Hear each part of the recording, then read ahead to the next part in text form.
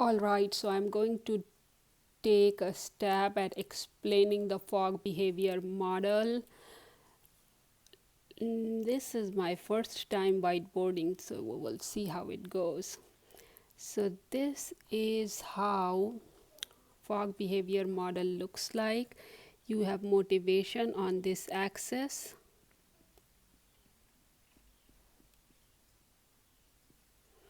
and ability around here. The motivation is high up here and low down here. Ability is high to the left and low to the right. And the action line looks something like this. And this is where behavior lies. Behavior happens when motivation, ability, and prompts meet. So, what does this mean? So, when your motivation is high, you are going to be able to do even difficult tasks. So, difficult task implies high ability. So, when you have a high motivation, you will be able to do a difficult task which requires high ability. For example, you are very motivated to lose weight today, and hence you are reading this email and watching this video. So today might just be a good day for you to, you probably already know how to lose weight. Maybe grocery shop today, meal prep, clean up your pantry, get rid of candies, cookies and chips, or whatever you want to do in order to lose weight, or you want to go out for a run. So when your motivation is high, it's easier to do difficult behaviors. So today, if you are prompted to take any action, you are going to be able to do that. But let's say tomorrow you still want to lose weight, but you are busy, something happened in your personal life, or something happened with the kids or at work, and now you are not as motivated because something else is a priority. It will be very difficult. So your motivation becomes low, and it becomes very difficult to do a difficult task. So if I want you to run for 30 minutes, you won't be able to do that. Today, that might not be the day when you are not so motivated. You have other things occupying your mind. That might not be the day you want to meal prep for trying to lose weight. That might not be the day when I could ask you to go to the gym. But there is one way you can actually wire in the behavior. The first thing to do is make the behavior very easy to do. So make the ability low. So even if whatever is going on in your life, you should be able to do that one behavior. Let's call it B2. So what are some of the examples of that behavior? Okay, so one could be you are going to run for only 30 seconds that day. Or what you could do 2 push-ups. A third one could be you could do 5 squats. So no matter what is going on, at the time that you have to exercise, you're not going to go to gym for 30 minutes, but you are going to just jog in place for 30 seconds, or you're going to run for 30 seconds, or you're going to do 2 push-ups, or you're going to do 5 squats. A very good way to design these prompts is to design them after you do something. So behavior design, this behavior model was invented by BJ Fogg. Look up his book on Amazon. It's called Tiny Habits. Small changes that change everything. So no affiliation, I just am a big fan. I use the tiny habits method in my day-to-day life and also in my coaching. So go ahead and read the book if you want, but if you don't have time, this is pretty much the gist of it. When your motivation is high, you are able to do difficult behaviors. When your motivation is low, you are not able to do difficult behaviors, and in that time, what do? You make the behavior really, really easy. So, um, no matter what is going on in your life, you should always be able to jog for 30 seconds. You should always be able to do 2 push-ups. You should always be able to do 5 squats. So let's design the prompt for it. So BJ Fogg, I think in his famous TED talk, he either talks about his flossing 1 tooth example or 2 push-ups example. But really his prompt is every time he goes to the bathroom, first he does 2 push-ups and then he washes his hand, he celebrates, and then he comes and then he gets out of the bathroom. And he only does it when he's at home, of course. So if following the same example, depending on how much water you're drinking, every time you go to the bathroom to pee, you do 2 push-ups, you wash your hands, you celebrate. Why do you celebrate? Celebration is what wires in the habit. But depending on how much water you drink, you might be going to bathroom 10 or 15 times during the day, and before you know it, you would be already doing 30 push-ups during the day. And most likely what will happen is you will become stronger and stronger, and 2 push-ups will turn into 4, 5, 6, 8. And some days you might just be very, very busy, but you will still do the 2 push-ups, you will celebrate, and you will come out. Wash hands. Don't forget to wash hands. So that is an example of making something simple. No gym membership required, no alarms required, no motivation required. Even on your most difficult days, I know that if you are trying to do 2 push-ups every time you go to the bathroom to pee, you will be able to do those. Same example with eating. I know you have probably followed keto, Whole30, low carb, slow carb, high carb, or whatever carb diet. But instead of following the diet, how about just use the common sense? Every time you eat something, start with a fruit or vegetable, or a nut. So, and let's make it even simpler. Every time I eat lunch and dinner, I will start with eating a fruit first. Every time I eat lunch or dinner, I will start eating a vegetable first. And it could be a fruit and vegetable of your choice. It's possible you might say, I've never eaten a vegetable in my life, I don't like any vegetables. Then figure out which one you will like. Cucumbers are a great example.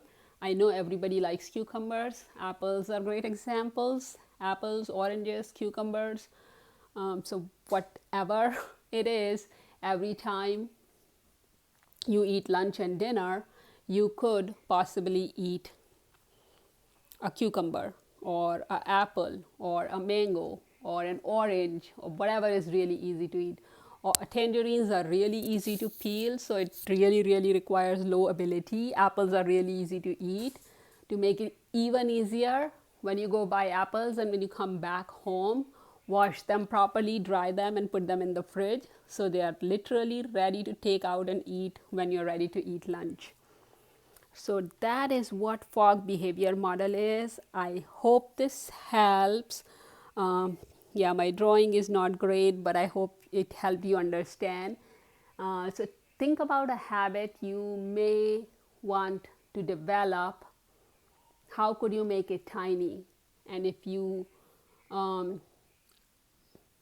what will you do it after? So find out a prompt, find out a habit that you can make tiny, and figure out how you will celebrate. So do that, and either comment below on this video or respond to my email. I would love to hear your thoughts. And if you have read Tiny Habits, I would love to hear your thoughts about that too.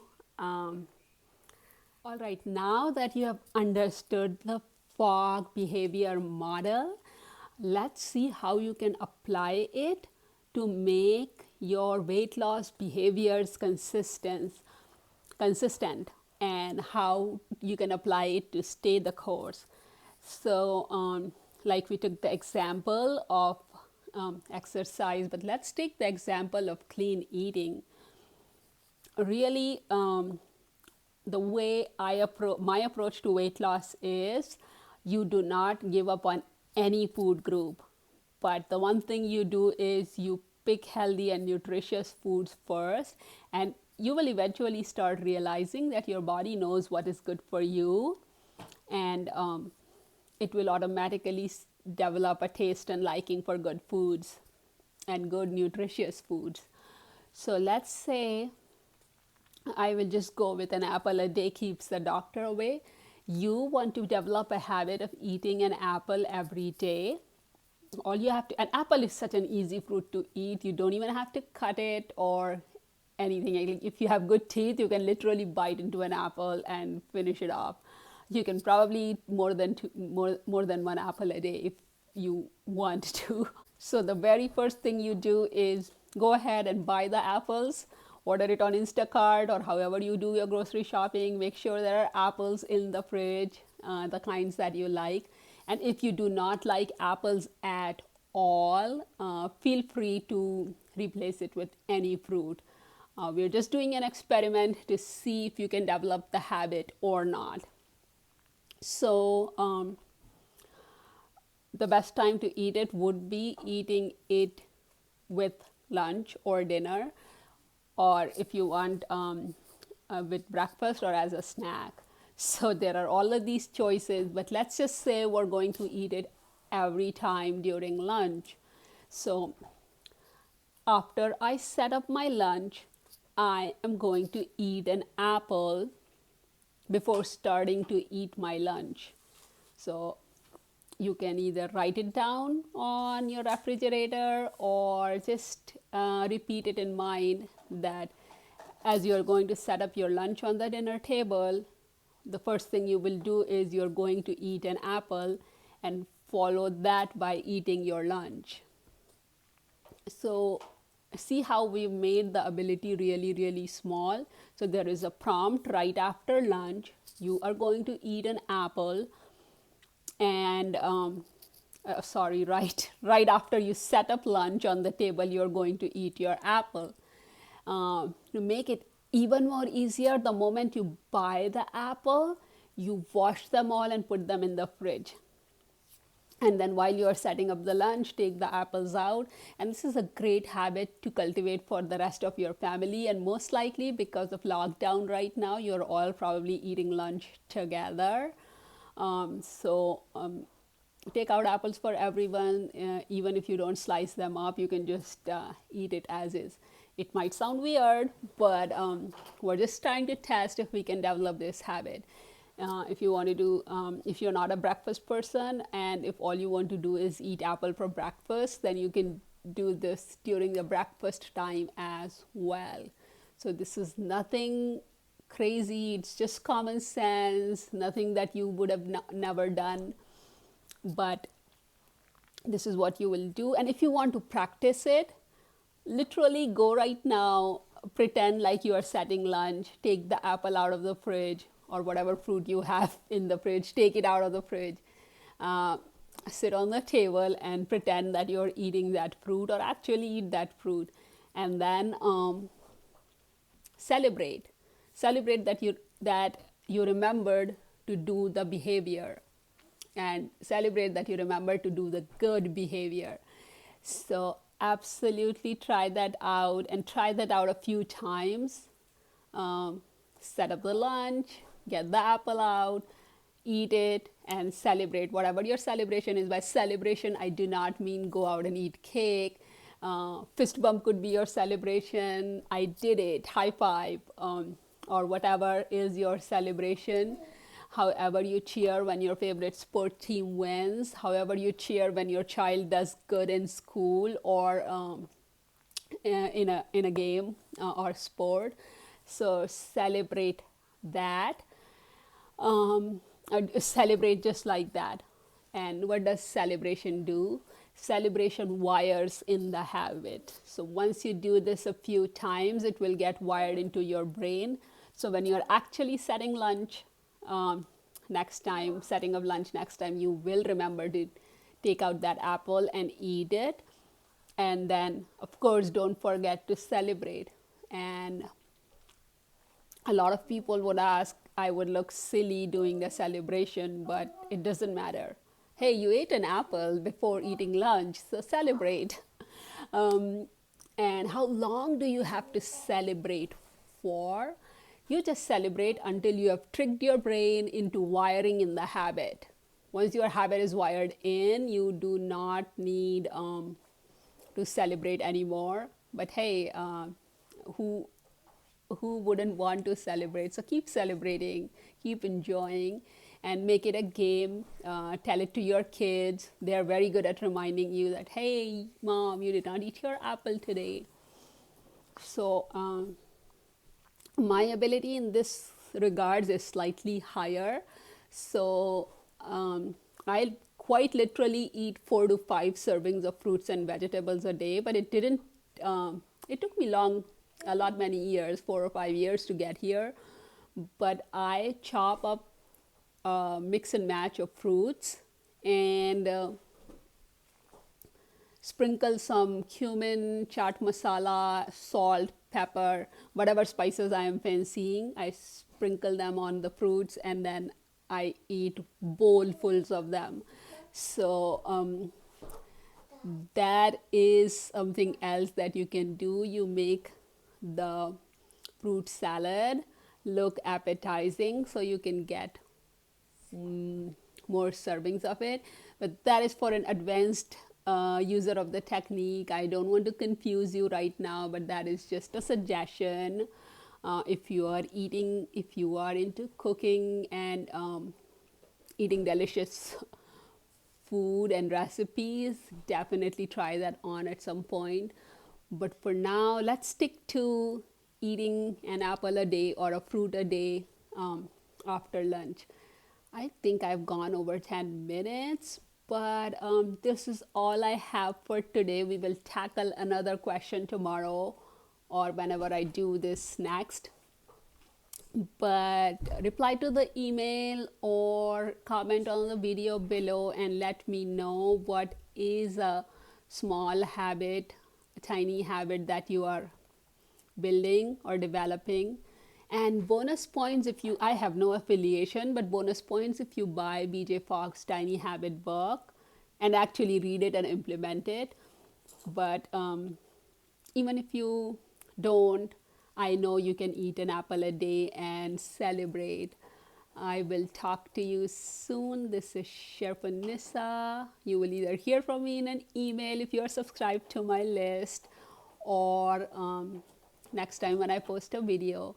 I look forward to talking to you. Thank you. Bye.